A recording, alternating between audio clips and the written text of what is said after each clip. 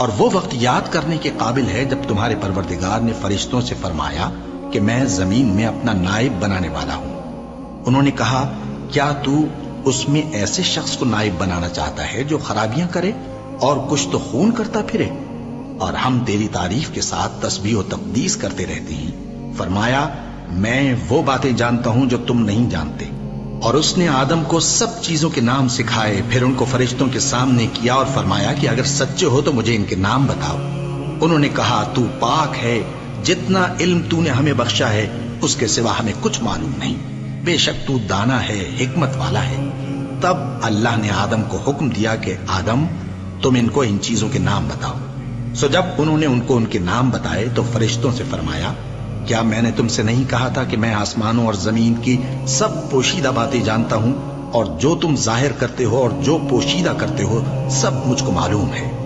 اور جب ہم نے فرشتوں کو حکم دیا کہ آدم کے آگے سجدہ کرو تو وہ سب سجدے میں گر پڑے، مگر شیطان نے انکار کیا اور غرور میں آ کر کافر بن گیا۔ اور ہم نے کہا کہ اے آدم تم اور تمہاری بیوی بہشت میں رہو اور جہاں سے چاہو بے روک ٹوک کھاؤ پیو، لیکن اس درخت کے پاس نہ جانا، نہیں تو ظالموں میں ہو جاؤ گے۔ پھر شیطان نے دونوں کو اس درخت کے بارے میں پھسلا دیا اور جس عیش و نشاط میں تھے اس سے ان کو نکلوا دیا۔ تب ہم نے حکم دیا کہ بہشت بری سے چلے جاؤ، تم ایک دوسرے کے دشمن ہو، اور تمہارے لیے زمین میں ایک وقت تک ٹھکانہ اور معاش مقرر کر دیا گیا ہے۔ پھر آدم نے اپنے پروردگار سے کچھ کلمات سیکھے اور معافی مانگی تو اس نے ان کا قصور معاف کر دیا۔ بے شک وہ معاف کرنے والا ہے، بڑا مہربان ہے۔